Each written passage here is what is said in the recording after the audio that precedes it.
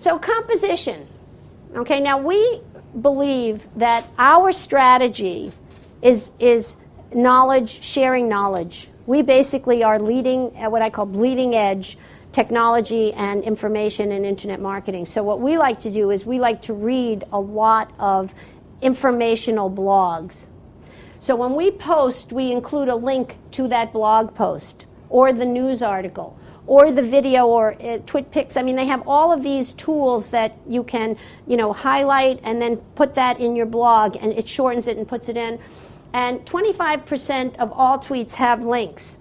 We feel that's very, very important for a couple of reasons. One is you are the funnel, as I said, for information, so that you're screening a lot of information, but you're not tweeting about everything. Okay? We feel also you don't want to use up the whole 140 characters. If you can save about 15 characters, that's even better, because when someone retweets, you want them to add their spin on your thing. Great tweet, read it. That would be great, because then they acknowledge that you were where that tweet originated, but that they have something else to say about it, and their followers are going to, if they say it's great, their followers may in fact read it. We figure you need to and again, this is our advice, you need to tweet 5 to 8 times a day and space them out. So what we do is we kind of think about, as we read articles, we may be taking down notes on that information, putting it in a little, maybe a Word document, and then later in the day, spread it out during the day, maybe an hour or two before work. It's a lot of time, maybe at lunch or, and then at night, do a couple more. In our case, it doesn't lend us to do much conversation, but we're busy, and I think that that's the real key, is how much time do you have? If you have time to do more conversation, that's really excellent. That will really help to get you that better, closer relationship. That's why a lot of these bigger companies have dedicated people to tweeting, because they actually have conversations. In other words, you can pick, a strand, and you can go back and forth with your audience, and that's really, really wonderful. That's like the ultimate of what you need to be doing. But for people like us who are really busy, this is really a stretch. We try to do it morning, a few at noon, and after work. So 5 to 8 tweets a day throughout the day. 15% of it should be related to promoting your company, product, or services, not more. If you start doing more than 15% of your tweets, you're going to lose your audience. This is a space, social media is a space that doesn't want advertising. However, they listen to each other. So if you make a recommendation, word of mouth marketing, the old fashioned, I tell you to go somewhere or buy a product or whatever, because I'm your friend, you're going to do it.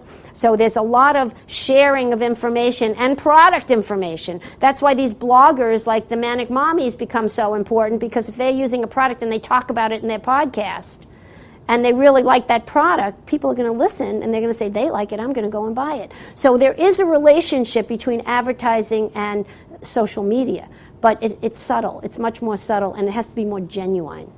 It has to be naturally in the conversation.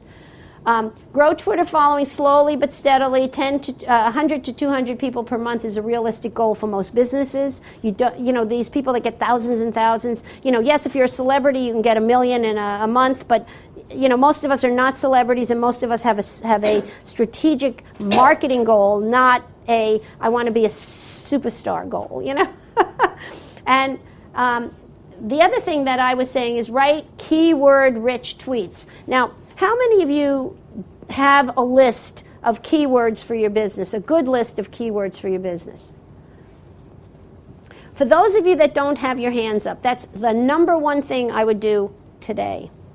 I would get somebody to either do some keyword research for you, like a company like us who has the tools. We could do a whole set. Or you can go to Google. Google has some tools that you can use for free.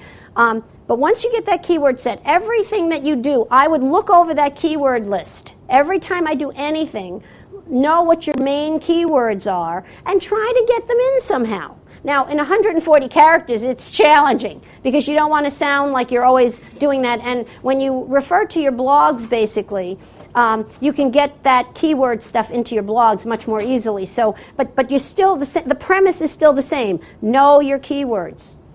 Know your competitors' keywords. have that at your fingertips so that you're really, really comfortable understanding, what is your marketing goal and how can you get people to see what you do, because it's all related. Now, the other thing about having a profile, which I don't even have on a slide, in Twitter or Facebook or, many of those platforms, is they have a very high, what we call PR, because they have a lot of links, they have a lot of people. YouTube, 1.4 billion users a month. I mean, it's the second largest search engine after Google. So, this is not trivial stuff. Facebook, enormous amount of people on there. So that's why if you have a Facebook page or a company page and you have the name, that's going to come up in the search engines. So that's why there's a lot of benefit of having a Twitter account, because that's going to come up in search engines when people are looking for you or your business. So that's important. Yes. If 15% of your tweets are supposed to be about business, what would the rest of the 85% of your tweets be about?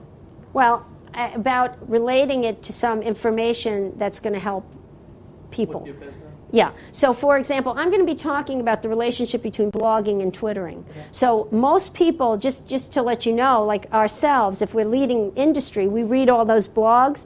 A lot of our tweets are giving information, filtering the information from our point of view of what we think the industry needs to know about. Right. So that's what in our case, 95% is. But that doesn't mean our knowledge base gets us clients, because then they say, well, they know everything about the internet. So if I need somebody in internet marketing, I'm going to go to that company. So you really are, by being a knowledge sharer, you're actually showing them that you have that knowledge, so therefore they're going to use you.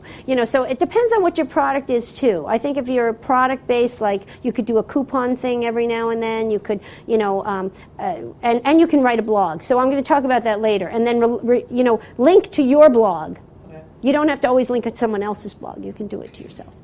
So retweet format, we just thought we'd put in, like, this is 101, so that it's an RT that gives credit to the original blog. So it's retweet at original poster, the 5 best blog tips, and comment. By the way, Twitter tips. I follow Twitter tips, and I think that's one of the best things to follow. You can do a search in Twitter to find things to follow, which I would think is the number one step anyway. And then, as I said, you can always unfollow them or block them later. But Twitter tips always gives you all the new things that are coming out that people are using with Twitter, and it's kind of a fun thing to follow because they have all kinds of really crazy things that they tell you about. But usually it's a Twitter tip, and then there's a link to a blog post. So it's always a bigger article, because you can't put a big article in Twitter. Again, only retweet content that's truly interesting and relevant. Again, it's all about good information. Include additional value, some original thought for your followers, and give credit to the source. Because that's what it's all about, is who started that strand. And then the benefits. You're branding yourself. Every time you tweet, you brand your company or yourself, depending on who's doing that tweet, every single time. So the more you do it, the more your name gets out there as you're part of the community. You build relationships with the original person who posted, especially if you have a conversation with them. One of the speakers yesterday at the Inbound Marketing, he's a photographer that basically I think he ended up getting involved with some tweet about a celebrity, and the celebrity got hold of that, and the celebrity invited him in, and he ended up photographing the show and whatever, and it was built by a relationship that started with Twitter, because he just happened to have some value added to that celebrity's comment. Yes. Now, the other thing, by the way, inspires further conversations, but can be shared across multiple social platforms. So, for example, today there are tools that can actually, if you tweet, you can actually use, Facebook Connect, and there are other tools that you can actually use TweetDeck, and these tools allow you to post something one place and distribute it in a lot of other places that you have accounts.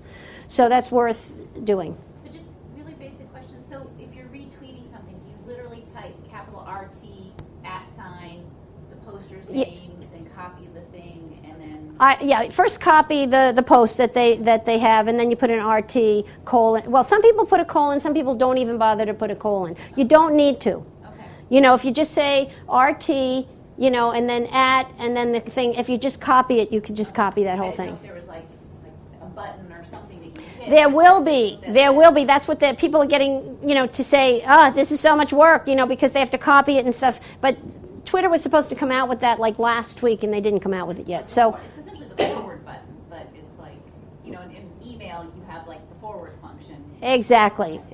Same kind of thing.